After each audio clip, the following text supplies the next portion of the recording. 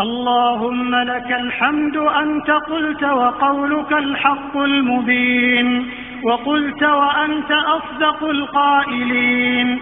قل صدق الله فاتبعوا ملة إبراهيم حنيفا، ومن أصدق من الله حديثا، ومن أصدق من الله قيلا.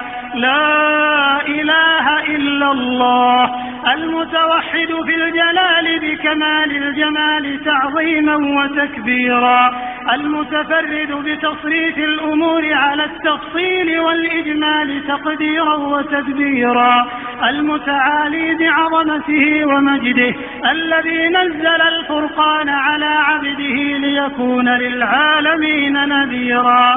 سبحان الغفور التواب، سبحان العليم الوهاب، سبحان من خضعت لعظمته الرقاب ولانت لجبروته الشدائد الصلاب. رب الأرباب ومسبب الأسباب وخالق الناس من تراب، غافر الذنب وقابل التوب شديد العقاب، ذو الطول لا إله إلا هو عليه توكلت وإليه متاب.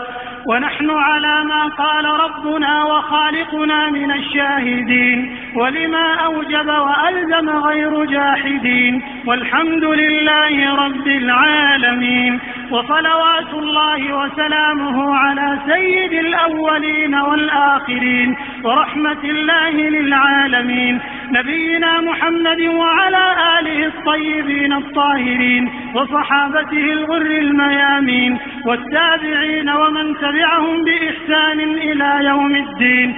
اللهم لك الحمد بما أنعمت به علينا من نعمك العظيمة وآلائك الجسيمة، حيث أنزلت إلينا خير كتبك وأرسلت إلينا أفضل رسلك وشرعت لنا أعظم شرائع دينك وهديتنا لدينك الذي ليس به التباس.